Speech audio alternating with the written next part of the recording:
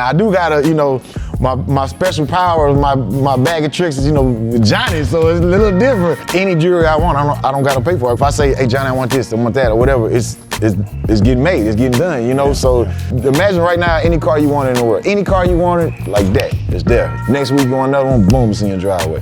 That's what I got with Johnny. And I think about all of the benefits I got out of the relationship. Oh, right now, if I got into financial trouble, there's not many people I can call and just say, hey, I need 6 figures right now, and I need it. If the cartel kidnapped me right now, my first call gonna be to Johnny. Johnny, man, got me. Legend talk, let the real ones speak. From the south to the world, every story get deep. Legend talk, no filter, no cap. Real life scars, real facts. Legend talk, turn the volume up. If you lived it, you earned it. Now your voice going up. Yeah, legend talk. Yeah, legend talk. Hey, we'd like to welcome y'all to another episode of Legend Talk. This is a little bit more than a podcast or a show. This is a vibe. This is where we highlight the legacies of careers of some of the most influential people in the world. Entertainers, athletes, people from all walks of life. But one of our main things we do it here at Legend Talk is give people their flowers while they're able to receive them. Today, I have a special guest here today. It's more than special to me. It's an endearment. This is my brother. This is my family. This is my heart. This is who I kick y'all ass for. My brother, Paul Wall. Welcome to the building. What it do? What it do? Brother, I appreciate you coming first, but one of the first things that we like to do, we like to kind of highlight different things that people haven't talked about their career and their life. We know so much about Paul Wall. I want to go a little bit more different than just where you from. I like to determine how H-Town somebody is based on what school they went to. Give me a little bit of your upbringing, where you really from on the north side. If you had to claim a hood, what's your neighborhood, where you came from, how you got started, and all the way up to what high school you go to. Well, it started off with my grandparents. Rest in peace to my grandparents. They originally from North Carolina, but my grandpa was in the military. My mom just so happened to be born in El Paso, but they moved around immediately kind of after that. She didn't grow up there. She grew up really all around the country, all around the world, while my grandpa was serving in the military. But then they settled in Austin. So I was born in Georgetown, Texas, outside of Austin. That was the closest hospital to where they lived. They actually didn't live in Austin, they lived in like Kyle and Buda. So that's where I was born at, but my parents lived in Waller, like Hempstead. Okay. So I was born there, and we moved back to Waller, Hempstead. We were there for like a few years, 3-4 years, and then we moved further into Houston up 290 off of Fairbanks, North Houston over there, and then that's what it was like growing up for me. But, I went to Jack Yates class. No, just playing. You almost got me with that. Wait. I ain't had any history, right? I didn't have that history. The Yates alumni is deep, boy. They represent, man, they would have been deep. Bruh. So you basically, you saying you moved around a lot as young. So when did you really sell it into, and man, I'm from Houston, and what high school did you go to here? I went to Jersey Village High School, but I mean, for me, it was growing up all of everything is, because we didn't have no money, so we would only be at any free event or anything, going to Astroworld with the Coke can for $1, stuff like going to the Astros game for $1, stuff like that. So it was like, even though we lived in our little pocket, we would be all over the city. My mom would take me all over the city. But then eventually moving around a little further in, then I moved to Acres Home. So that's really what I, claimed at the beginning was Acres Home, because that's where I lived. Yeah. So did your grandparents move here with you? They stayed there. They just stayed there, and you came in with your parents. So you mostly raised by your mother. Yeah. For me, growing up with a single parent, but knowing about my father, what he was to me or what he wasn't, it makes you have to rely a lot on outside friends, getting advice, street, whether that's coaches, whether it's the streets. From your environment, growing up with your mom, the relationship with your dad, how did that affect you getting ready to come up? Even before you moved into music, just being raised by your parents and moving and now having to depend on people that really not your family. Man, I say I was blessed to, my mom remarried. I had a stepdad who really, took on those responsibilities and taught me a lot about being a man. But when you rely on other advice, outside advice, it's something that I was double blessed, because the people outside of my house that influenced me, God put people in my life that were positive influences that led me down paths that, you know, I think that, man, what if I would have been influenced a different way or this way or that way, then what path would I have been on? But definitely, man, I've been blessed to have so many, you know, just friends that I look up to that, you know, like, okay, I not that I want to impress my friends, but I want to make them proud to be my friend, or community people like teachers, or, you know, people, you know, Miss whoever, Mr. whoever live down the street. You want to make them, when they, you know him, yeah, I know him. You know, you want them to be proud of you. Yeah. You know, that's just kind of how I always was. I want to make the people around me proud. You know. My first introduction to music is based on what you're around, your environment. My mom, so I'm on Freddie Jackson and Luther and Isley, and I'm walking down the street singing Computer Love with my radio. So hip hop just came based on my environment, what I was around, going to the in middle school, rapping Peter Pike picked up and having to know these raps. What introduced you to hip hop and started giving you I think I like this here and I want to kind of indulge in it a little bit, because everybody want to do it based on school and your friends and all that. But what's the moment in your life, you know, of the music or something that changed you, to introduce you to this music? Growing up, it'd be like the weekend, Saturday mornings. Mom would wake you up early to clean the house, and she cleaned the house before you even out of bed. There's, you know, music playing, and my mom was listening to Motown, Sade, Roberta Flack, you know, Marvin Gaye, all day long. She loved anything Motown and the other artists I named. But, you know, so that was a big thing for me. Also, all of those artists I named, their music is music you can feel. When you put the music on, you don't just listen to it, you can like feel it, like the frequencies speak to you, the instruments and the music speak to you. So I don't know if that was part of my introduction, but then, you know, when it comes to more hip hop, it was, you know, on the school bus, at the lunch table, you know what I'm saying? We go to the football games, track meets, the basketball games, you know, junior high, middle school, high school. We rapping against each other and the other teams, other schools. Okay. We wasn't battling, but it's, you know, who better, who the freshest, who the flyest, who got the best bars. What gave you the confidence to come outside and be like, hey, man, I'm doing this at the house and such, but I really think I got something. I ain't never had confidence. I still ain't got no confidence. I never had confidence. It's always been people around me. It's like, even when I think like back, me. Yes. I'll be over there feeling like, okay, I ain't good enough, whatever, and you'll be like, hey, man, that thing hard, and I'll be like, damn, yeah, that's what I need. All my verses like that, like the hard verses is something where it's somebody involved that had to like give me some positive encouragement. You know what I'm saying? Any great moment like that is something where, you know, I stepped out on faith. Somebody had to encourage me. Hey, man, you need to step out on faith, man. Don't quit being scared of faith. You step out on faith. And I step out on faith when good things happen. And so with rapping, it's a, for sure, school bus. I'm doing whatever. And it's one of them things where, you know, everybody rap. Whether you good or not, whether you can or not, everybody rap. If you don't rap, they gonna talk about you. If you rap and you suck, that don't matter. But if you don't rap, they gonna talk about you. You gonna get roasted. So everybody rap, and then, you know, I'm kind of like, well, let me tell you this. There's no way you survive this without the key component, which is tough skin. You had to have some type of confidence to keep going. It's 25 years later. So as you got yourself introduced to music, what was the first part of the music that told you, I'm pretty good? I think some of the people, they starting to think I'm pretty good too. I know your confidence low, but what reaction from the fans, what moment told you, because it had to be early, before high school, before I know about you was DJing, what moment gave you that, okay, I'm gonna take this serious? I think some of it was, I was always real clever, real witty with words, similes, metaphors, stuff like that. And you know, I just would get a good reaction when I would say a metaphor or a simile, you know, and there was a few, of course, I got a few people that like were key inspirations for as rappers, you know what I'm saying? But so I, of course, would try to like mimic what they did, or, you know, it's this guy, Lil Kiki, I don't know if you heard him, but you know, you know what I'm saying? But for sure, you know, that's like a huge inspiration. Like, okay, if Kiki was rapping, what would he say? Or how can I put my spin on? And that's something I still do. Like, that's a writer's block trick too, where if you got writer's block and you hear a beat, well who does beat sound like? Or what would, you know, what would Slim Thug say on here? What would Lil Kiki say? What would Zero say on here? and then kind of put it in your own words or something. But so which one was that's your what I first? used to do. So from the screw tapes to the I know about the dude Lil Kiki. I live it. Yeah, you know what I'm saying? I know you heard it. You But heard it once or twice. When I first met Power Wall, I had no idea who Power Wall was. I had no idea, and it was like, damn.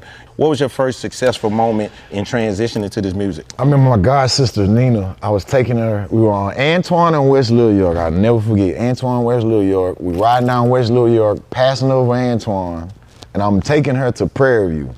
And she was enrolled in Prairie View, about to go to Prairie View. I'm taking her down there to Prairie View, and I hear on the radio in the middle of the afternoon, Mad Hatter play a freestyle that me and Chamillionaire did with Michael Watts. The only reason he played it was because Michael Watts was rapping on there as well. If Watts wasn't rapping on there, they wouldn't play. This is the first time he ever rapped on. Watts was rapping? Watts was rapping. This legend talk. Let me tell you, when me and Chamillionaire first went and got on our first Switch House tape, first it was just me. I went and did a couple freestyles. Watts said the hard drive crashed. That's something used to happen all the time. The computer crashed, hard drive crashed, verses get lost, and Watts said, hey, he called me and said, hey, the verses got lost. Can you come back and do it again? This time, you want to bring your boy Chamillionaire? He always liked Chamillionaire. Chamillionaire was always cool. So he said, when you bring Chamillionaire? I said, yeah. Bring Chamillionaire over there. We do a freestyle. And in my mind, I'm thinking, okay, I ain't never heard Watts rap. And I asked, man, Watts, you ain't never rap? And also, it was a time where, Watts I don't think he was ever asked to rap. No one asked him, do you want to rap? I don't know, but what made me think of it was all of the classic DJ Screw raps. Well, Screw was a DJ, but he had them verses was, and I always wonder, is he writing them? Are you writing them for him? Who's going on? But regardless. That's some other kind of legend talk. Right? But regardless, his verses always sat with me. And I'm thinking from a kind of promotion, also just like a legacy standpoint of, I never heard Watts rap. Man, if Watts rap on this freestyle, I know that hard drive ain't crashing. Yeah, you know what I'm saying? Yeah. Unless it's like trash or whack or something like that. Yeah. But I'm just saying, okay, also it was a time where people would do freestyles and then for whatever reason they don't make the mixtapes. So I'm like, okay, how can I ensure that I'm on the mixtape? How can I make that work? And then we asked Watts, hey, Watts, you want to rap on it? And he was like, how you met Watts? I used to, actually I met Watts through OG Ron C. Okay. Through his cousin, Brandy Sykes, my boy B. Sykes. We used to work together. B. Sykes actually is the one who gave me the nickname Paul Wall. He's the one I used to hate it. So it was that's a real nickname, one you hate. So he said, why you call me Paul Wall? Because I was always rapping and it rhymed. And I'm like, man, that's stupid, but that's how we do. You know what I'm saying? Also, it's like, okay, Paul Wall. I'm also, it's H-Town, Screw Zoo, Po Yo, Kiki. So it's like, okay, it rhymes. It's like, okay, it fit right in with the H-Town names. But from there, OG Ron C, I went to church with his mom, his stepdad. Stepdad was the elder, mom was leader of the choir, his grandma was there, sisters, me and one of his sisters was like the same age, the other little sister I used to babysit at church. So, his grandma, his mama, they used to always be on him like, hey, because they knew I wanted to rap. I mean, I don't know how they knew that, but maybe just from seeing me or whatever, but they knew, and they used to always be on him, hey, man, don't let Paul Wall, fall in these wrong paths. You better take care of him. Because if something happened, God gonna hold you accountable. That's what they used to always tell him that. So Ron C used to just take me on his wing with the DJing, with the rapping. And I started off doing promotions, passing out flyers, putting posters up, stuff like that. That's how I got in the dough. So I started off doing promotions for the Swisher House. And that's how I met Michael Watts. Also, was to do my first freestyle. I'm putting up posters at a record store. I bump into Michael Watts, and I asked him, Watts, how come y'all never rap on any Cash Money beats? I ain't never heard nobody in the Swisher House rap on a Manny Fresh beat. But them the hardest beats out. Yeah. Man, I ain't never heard Slim Thug, Lil Mario, none of the J-Dog rap on a Manny Fresh. Man, what's up? And he said, well, people pick their beats. And I said, man, well, you need to tell them pick one of these Cash Money beats. And he asked me, what's your favorite beat? And I told him that Cash Money is an Army, BG. At the time, I used to jam the hell out there. Yeah. And he started just kind of beatboxing it. And he said, well, what would you say if you was wait a minute. Watts started beatboxing right there? Right there and there. He said, oh, yeah, I know. Bum, bum, bum, bum, dum, dum, bum, bum, bum, bum. And he kind of started beatboxing with it. For you to get the style of Power Wall and how you want to do it, how long it took you to craft that and put that together and figure out, okay, this is the way that I'm gonna be coming. Slim do it like this, Lil Mario do it like this, but I listen to this, I put it together. How long it took you to put your style together? Man, That's a whole lot of, what would Lil Kiki say? That's a whole lot of that. There's a whole lot of those verses. But it took a while also, you know, coming up with Chamillionaire, he had a different type of creativity because he was influenced by certain different things. You know, we both liked all kind of styles of hip hop, but for sure he was like heavily influenced by other things. So I didn't want to be too out of sync with whatever he's doing when we kind of was like a group. So it was kind of like a struggle of finding my true path or mine, but at the same time, I'm leveling up on different styles because, you know, okay, I'm practicing this style, then I can practice that style, and practice that style. And then now, you know, 25 years later, I can go on my bag of tricks for any one of them, for any, whatever type of song. But I definitely think it was after me and Chamillionaire went our separate ways and I started just focusing on 100% solo artist. That's what I am. Because for me, it was everybody knew me as being the tandem with Chamillionaire. So it's like, well, without him, it's like, oh, where he at? Where he at? Where the other guy? Where he? So it's like, okay, in order for me to separate myself from that, I got to put out music. I got to outwork my old self. So whatever, however many albums or freestyles or verses I did with Chamillionaire, I got to do just as many, maybe double, without him to separate myself from that identity. And when I started doing that, that's when I really kind of, you know, really went down the path of, okay, being me. All the history, all the everything that you had to go through in order to get these drills, get these big songs, become this huge, bigger than life. I'm skipping so many parts because you talk about them so much. We know about the grills and we know about Johnny, we know about the come up. But my big thing is all that you had to put in, that craft and them different styles to get to your biggest album of your career, which is the People's Champ. All that work that you put in to get yourself to the point to have the biggest album of your life. I'm talking about mixtapes, failures, letdowns, platinum songs, DJing, riding the bus, and this is your biggest album. How does that make you feel that 20 years, and next month you're finna get ready to celebrate this 20 years later? Feels amazing, but I really think back at all the times I was wrong and other people was right. Like even from the very, very beginning of stuff, it's like, you know, I always had like what I like, my style, you know, my flavor that I'm into. And I recognized early on that my cup of tea isn't what the mainstream necessarily like for the most part. So I gotta kind of like, you gotta let some of that go. And having people around me who can tell me that, you know, they can clearly tell me, hey man, what you doing is cool, you know, in a way where it's not gonna hurt my feelings or I'm gonna feel like, man, y'all don't know what y'all talking about. You know, and just really having trust and trying other stuff that other people put in front of me and seeing that they right. Like, cause so many times I'll make a song in the studio and I'll say, oh, this is my favorite song. Why would this song sound my favorite? Because I might be talking about a neighborhood or a street, or I shot at somebody out or something that is, you know, memorable, nostalgic something. I go through that a lot. Let me tell you what I mean. I feel that to the bone. Man, when I finally got on my own and became my own independent artist, the first thing I did was pick my own songs. I didn't give a damn if they failed. I didn't care who liked them. I didn't want, so I've seen you successful on both sides of that, but the smiles on your face and the comfort of the music and the vibe that I see you in now, which one do you feel that has been more beneficial to you? You being able to be in Power Wall and as free as you want to, making this music. It ain't, because sometimes it's not about the sales and the platinum, it's about you being happy about the music and the space you in, or the space you were in when you wasn't able to make that soul decision and sometimes you didn't go with the single that you wanted. But one thing about you, you're loyal and loyal to a fault. You're a team. That's me and Go come say that. For sure, yeah. I mean, they be like, hey, why y'all ain't still on the major deal? Because I ain't turned my back on everybody. I could have sold everybody out and still be on the major, but I wouldn't look at myself in the mirror. I'm looking at your success right now. You and bro, y'all doing so great the way we doing it, and we talk about so much. We talk about this game 3 and 4 times a year, so being in control of your destiny, doing how you want to, making your family happy, which one you're more happy with? Ooh, I was way more stressed out before. You know, now that I'm, you know, able to do everything on my own, and you know, it's a huge blessing, man, to be able to be in this game for so long, and it's a reality that it can all end like this. That's a true fact. I could walk out this door right now and it could all be over.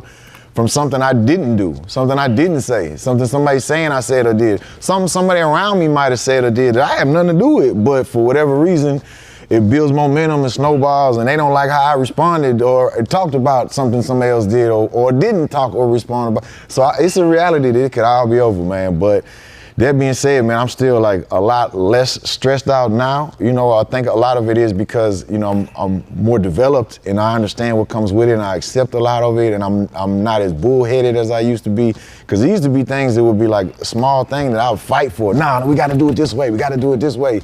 But then you realize, like, man, some of my biggest blessings were when I was wrong. You know, so it's like, why am I always trying to be right all the time? And so that's a big thing I had to accept, is that it don't matter if you right or wrong. Just, you know, put your best foot forward, you know, try to make the best decision, but God is going to work it out. But for sure now, man, I can make the kind of music I want to make, and I'm in a pocket right now where it's getting received well, getting a lot of love. You know, I'm working with great producers who are in the same type of mind frame, same artists in the same mind frame. You know, we're really trying to put on for our city, for our culture, hold it down for people that no longer make the kind of music we make, you know, or we want to listen to, or we still doing it. I'm always on you about this. I stay having to remind you of who you are to this, what we do and what we do. So sometime I be want to know, what do you feel your responsibility is to the culture? I used to have to argue and fight about if they thought Paul Wall was doing this because he had to, or he's making this particular move, so we want. And I'm like, no, man, he this type of genuine, he's this type of love. So do you ever feel any pressure of thinking that you got a responsibility to this culture? I gotta say, it ain't a pressure at all. It's really like my prayers answered. You know, to be a steward for the Texas culture.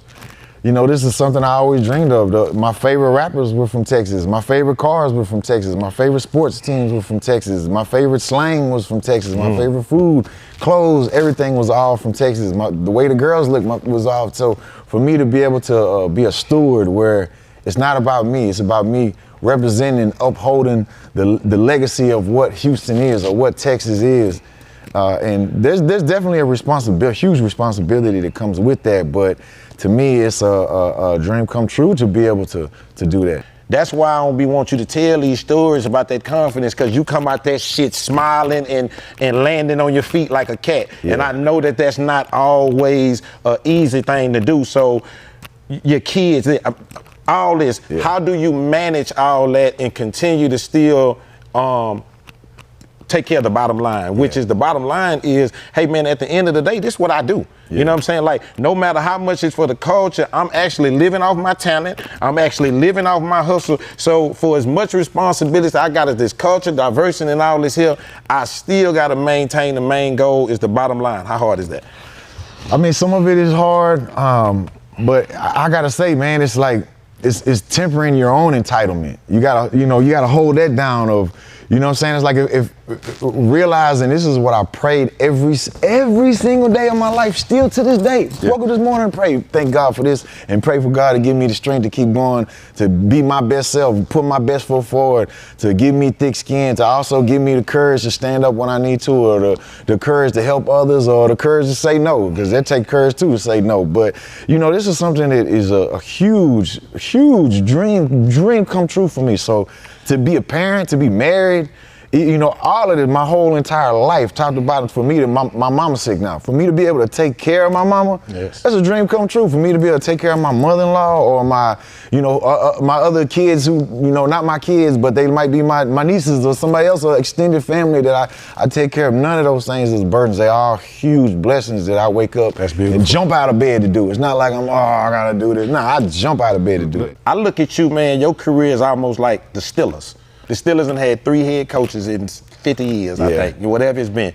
Man, in 25 years, I done seen Paul Wall, it ain't been number 2 people. Yeah. He loyal to a fault and to a greatness. You taught me so much. When I met you, I was an old dog, and I wasn't looking for no kind of new tricks at all. I was an old dog. So shaking hands, kissing babies. From the moment I met you, you've been supremely professional. You know what I'm saying? As far as taking care of business, kissing babies, it's hard to get Power Wow. If Power Wow tell you no 2 times, he must not like it. He can't. Ain't no way in the world he gonna tell you no 2 times. If he tell you no 2 times, he don't like you. You know what I'm saying? So they asking the wrong question. They asking the wrong question. They might be asking the wrong question. How hard is it to maintain that professionalism? Because this is a nasty game. How hard is it for you to maintain that professionalism based on all the bullshit? It gets tough at times. You know, some of it is knowing when to speak up and knowing when not to. Is it worth it now? You just got to say something, but, you know, you're going to feel that way after you say it, But, I mean, for me, it's treating it like a job. You know, I correlate a lot of my career to sports.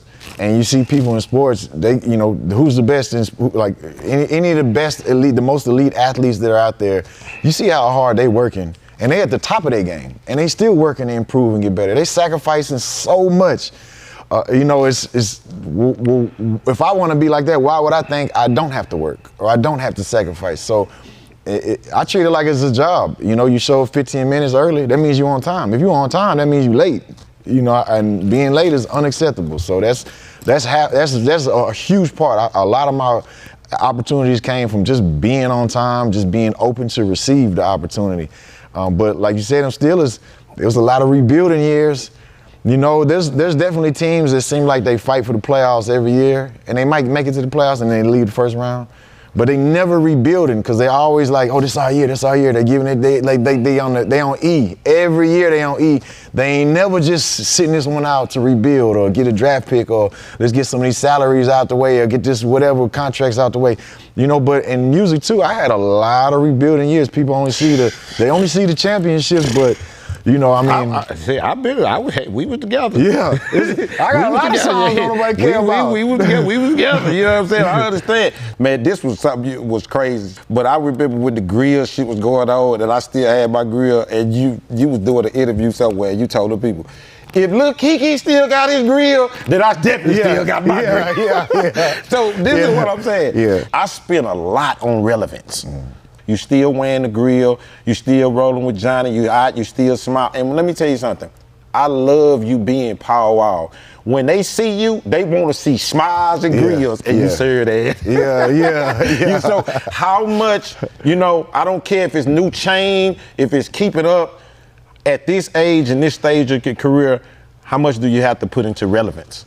Man, some of it, it'd be people around me reminding me because I get a little too comfortable, complacent. Like with the jury, I'm 100% always be Johnny. Johnny be like, hey, you need a new chain. Hey, it's time for a new chain. Hey, it's time for a new grill. And I'm like, all right, bet, I'm cool with the one I had 10 years ago, you know what I'm saying? But, all right. But with everything else, the funny thing is too, anytime I try to do something to be relevant or go viral, it don't work. And then when something happened where I'm like, nobody gonna care about this. Like I grew my hair out because I wanted to get a Edgar haircut. The Edgar haircut? My phone with the Reagan. Hey, look, I'm gonna tell you, think I'm lying too. I told him, man, my sister-in-law ain't liking some of what y'all saying right there, talking about Power Wow is a handsome white man. Hey, well, let me tell you, look, I don't want to ride your nuts too much, but when you started growing your hair out, that's when I said, okay, damn. I swear to God, that's when I was like, okay, well, maybe I need to do something, because I was still getting Southside fade, but, I'm at that age where, after 2 days of the Southside fade, it looked like I'm bald or something, you know what I'm saying? Because it might be growing back in patches or something, so it'd be like, damn, if I keep wearing the Southside fade, I need to go back. My barber said, hey, man, quit telling people I cut your hair, because your hair look crazy right now. I said, damn, I need to do something, so I grew my hair out. For as much as we do, and we do that, man, I'm still performing for people who 10 years older than me, the same age as me. I just performed at your daughter's graduation, she 18, and your oldest son is wedding. No matter what you're doing, look at you. Look at this Gracie's Corner. Do you know what it takes to come all those generations down to call Power Wow? Man, and I tell people, not just his relevance, not his platform, he deserve all that. That go with the person that he is. That's the work that he done put in. So for me, we gangster rap, we talking about syrup, we talking about cars, swanging, holding. How easy does it come to you to break yourself down to do Grace's Corner? With that one, it was a little tough because I didn't want to sound corny on there. Now, this is the thing about Grace's Corner. There's a lot of children's like music, children's hip hop. Some of that stuff sound like it's corny. Some of it sound like the parents wrote it for other parents. My mama was a kindergarten, first grade teacher for 20 years. So this Grace's Corner sounds like, when I first heard it, I was like, the first song I heard from How Much Is a Penny Worth? 1 cent, way back in the day. Me and Goo like, damn, it's jamming, it's hard. But it sounds like either her parents or whoever wrote it was a school teacher. It sounds like it's written for kids of that age. It don't sound like it's written for, even though we jamming it, it sounds like kids that age can get it, understanding, it's learning to help them. Some of the other children's stuff, it just sounds like people trying to capitalize on the children's wave. So I didn't want to sound like the other group. I said, damn, how can I keep it in the Grace's Corner category where it's real, authentic? This is like, what is the purpose of me getting on here? It's for kids of this age. So anything I'm talking about in there, like I said, I tell the truth, I keep it real, like things I'm trying to send like a little positive message, but also represent for, you know, Houston culture, because some of these things I'm talking about in the song might be the first time, because I recognize this is going to be the first rap song that a lot of people hear. This is the first time they ever hear rap. So, okay, or the first time they ever hear somebody talk about swangers or see a slab in the cartoon or see grills, this might be the first time they ever see that or hear that, you know, and get introduced to it. So let me do that in a way where it can fit in with Grace's Corner, but, you know, at the same time, I don't want to sound like I'm reaching or I'm trying too hard to be like, you know, what else. So it did take a little bit, but they doing the South Side. That shit was fun, man. That shit was fun. I'm like, man, Champ got these people doing all kind of shit. So this is my question. Which one is harder to maintain? Power Wow, the People Champ, or the Iceman? Because the Iceman is a different character. He's a different person than Power Wow, the People Champ. So which one? Because that's two different jobs. I tell you, the People Champ is, in theory, is easier. Okay. You know, because it's not about you, it's about other people. So as long as you get your mind right that I'm on your time. If I meet a fan, and no matter if I'm in a rush. If I meet a fan, I'm on their time. I'm on their time. Yeah, we on their time when he meet a fan. I'm talking about we gonna be there for a minute, man. I'm telling you. They gonna be like, come on, pound down. If it's $1,500 there, you can best believe we signed $1,499. Oh, so man. Which one? So but the Iceman, bro, that one is tough to maintain because, you know, you get a chain or a grill or any of that today, then next week, you get your chain and everybody talking about Kiki chain. They don't care about my chain. They're like, man, it's the hardest chain ever. And I'm like, damn, now I got to get a new chain to out-chain you or to out-grill you or whatever. Now, I do got to, you know, my special power, my bag of tricks is, you know, Johnny, so it's a little different, you know, but at the same time. How fun has that run been? How fun has that run been with, because y'all been rocking. And man, let me tell you something, what's great about you, and that's what I like to do. Man, from the upbringing to the Swisher House to whatever we do, man, nobody's saying that this shit don't come with problems. But the way you wear it, the way you represent it, it makes us talk about those things and things. And that's why I'm saying how much fun. I don't care about the problems.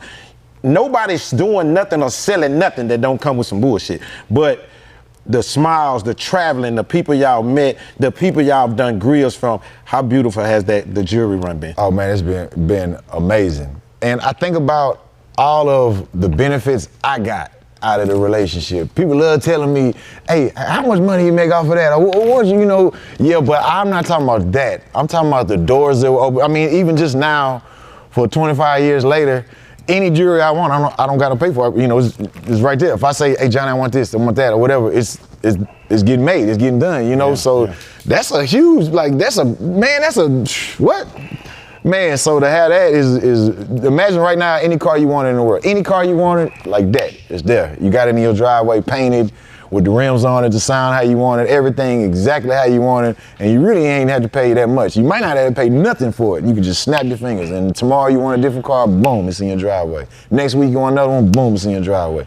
That's what I got with Johnny. So that's, for me, you can't pay for that. Do you know also, that's not nothing normal? Bro, that ain't gonna be available to anybody. And let me tell you this. And not for that long. Let me tell you something. I love Johnny. I done seen about 20 of them fall out in the last 10 years. About 5 or 10 of them. Every time you go to the jewelry store, it's a new one. But Power Wow has remained the main thing. Bro, I mean, I think of all the people I met through the jury. I think about when I was coming up, and I was just another rapper that was doing their thing. But let me tell you, there's a lot of rappers doing their thing. People think just because you doing your thing, they think you the only one doing their thing. Nah, it's a lot of people doing their thing. So I'm in a mix of several people. It's maybe hundreds of people doing their thing. I'm just one of many. So if I walk up to somebody who's already established with it, they don't care about me. Because I'm trying to ride their wave or get something from them or get a deal or ask them for a verse. But I make grills and they want a grill, or I make chains, they want a chain, or they want to meet Johnny or something. And yeah, so now that's how, I mean, you look at the People's Champ album, half my features on there was because, you know, I made jewelry for them or grills for them. And that's what started the relationship that, you know, that kept it going. So I think of that, or right now, if I got into financial trouble, there's not many people I could call and just say, hey, I need 6 figures right now, and I need it. And if I don't have this, I might be dead, I might go to jail, something like that.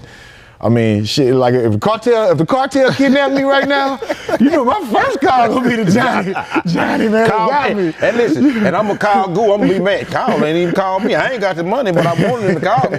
You know what I'm saying? I wanted him to call me though. You know what I'm saying? So, and he's a good friend too, man, and a good business partner. You know, I see these things like, you know, it's hard to come by people. But let me tell you what your work and your relationships have done for other people.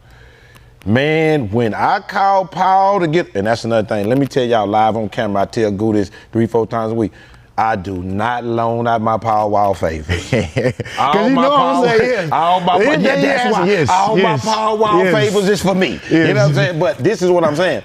With people, one thing that I picked up in that was love for me is your relationships be so great with people.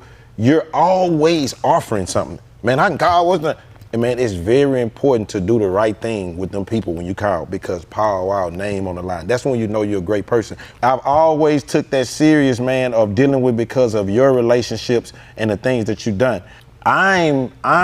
This has become such a great thing for us late. Touring, we doing our own music. We're just now getting a chance to take advantage of it going our way.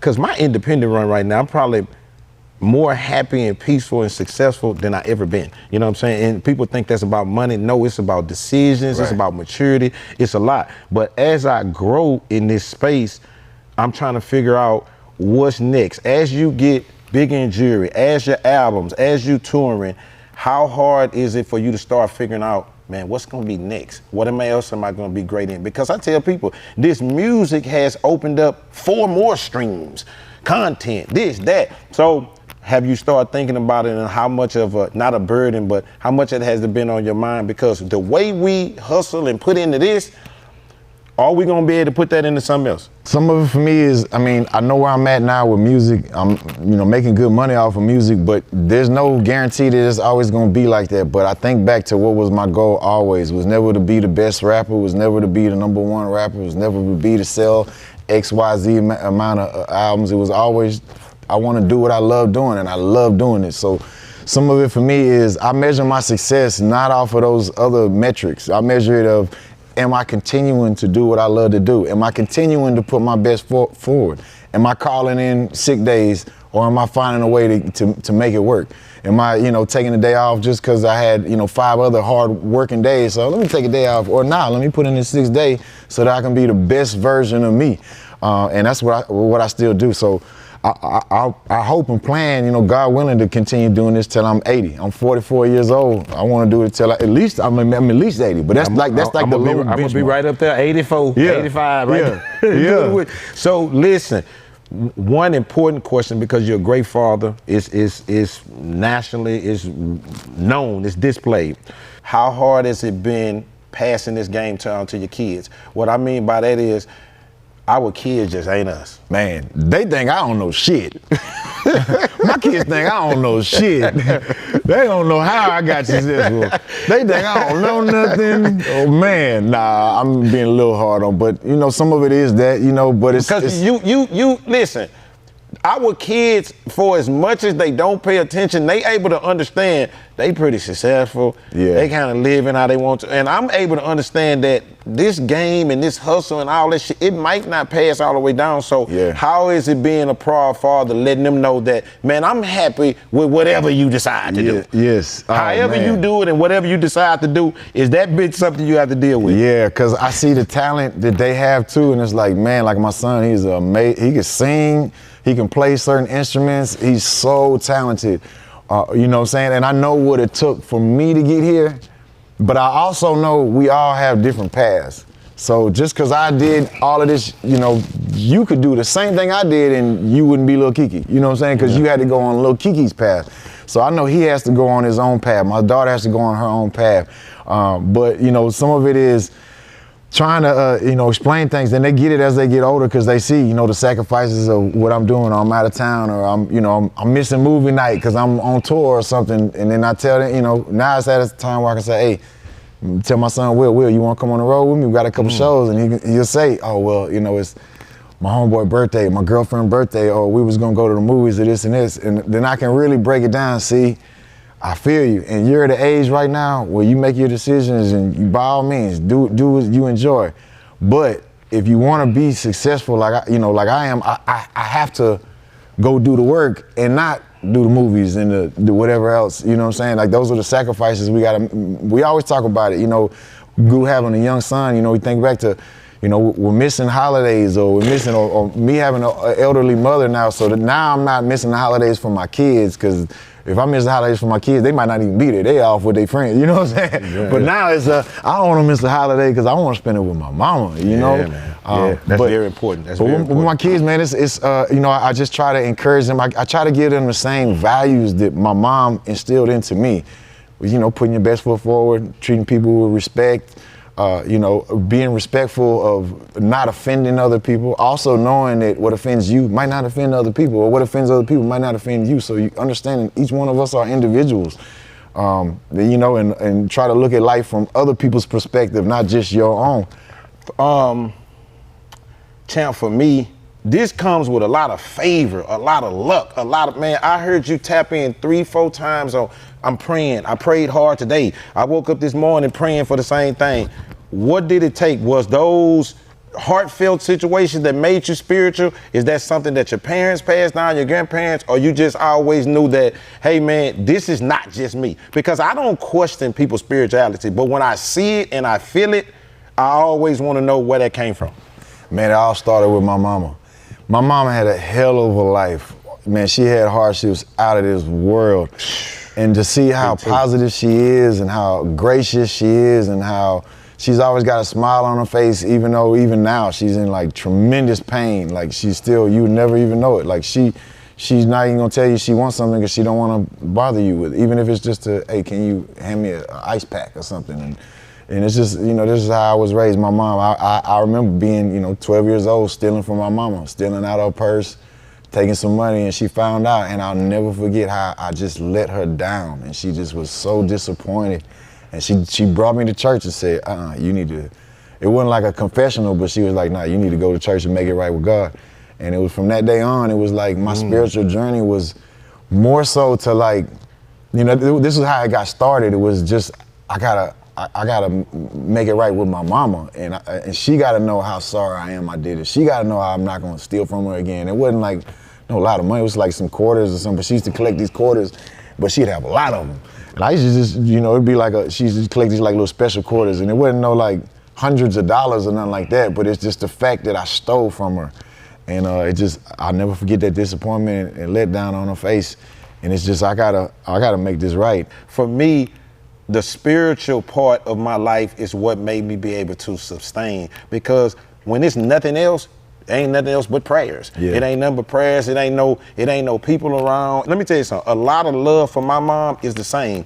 Knowing her hardships, walking 4 miles to school, domestic violence, sexual violence as a youngster. So the relationship that I had with her was based on a lot of that, and I see that in you. So I do want to salute you for that, and what you had with your mom, and that's great.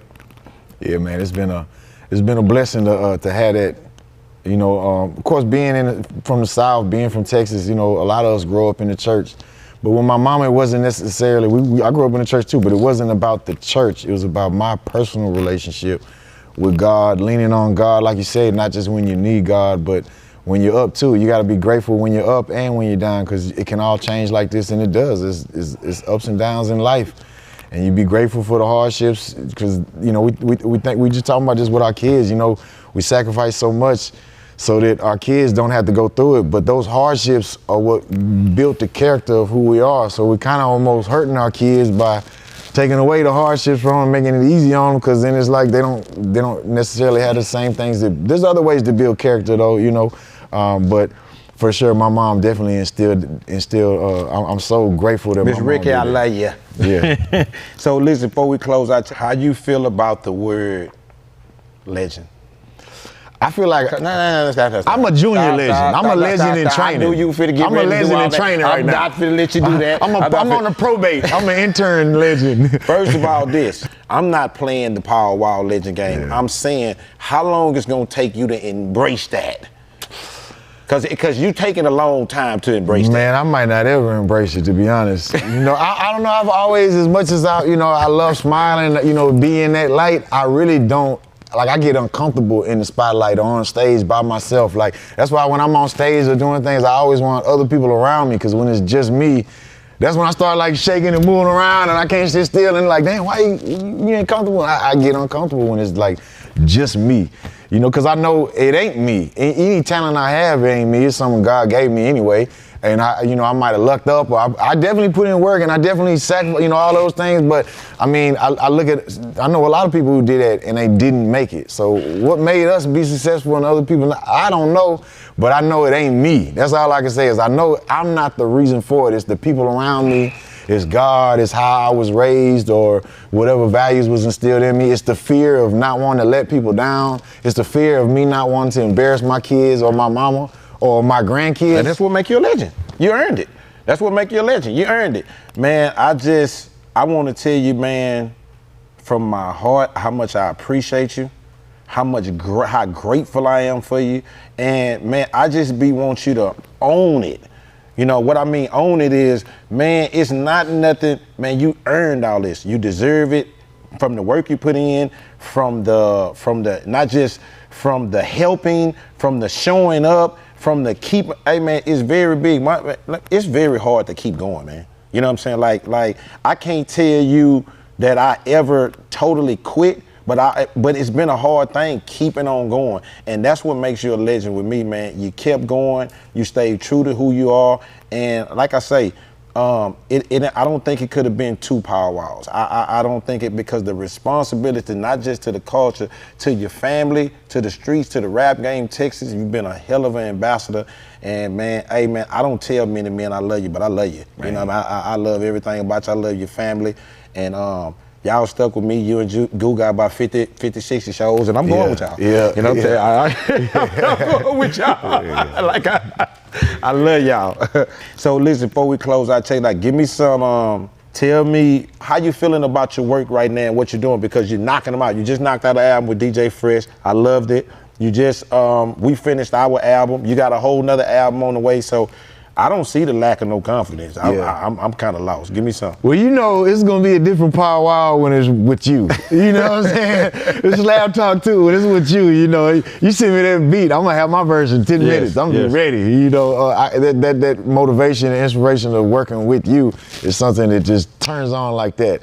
You know, you a hell of a motivator, bro. You know, even like when I go to Sway and Sway, hey, Sway, you gonna freestyle? I always tell him no. But I tell him, hey, when you really want me to freestyle, play that little kicky freestyle you came in here and did at 4 in the morning, and he went off the top of the dome for 10 minutes and was going off. Play that for me, that's gonna wire me up. But now, you know, I mean, definitely got albums coming. You know, just dropped the album, The Tonight Show with DJ Fresh. Me and you got the Slab Talk too. I got another solo album getting ready. What we gonna do for the 20th? And that's just a milestone. Yeah. You think you gonna slide by without celebrating that? No, we gonna celebrate that, the 20th anniversary of the People's Champ.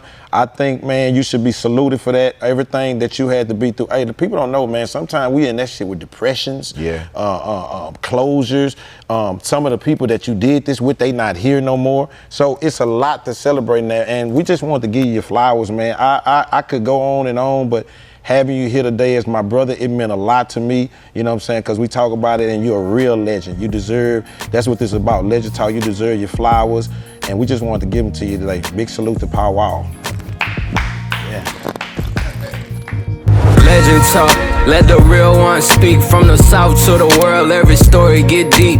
Legend talk, no filter, no cap. Real life scars, real facts.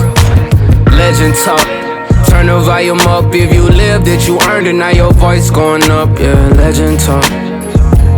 Yeah, legend talk.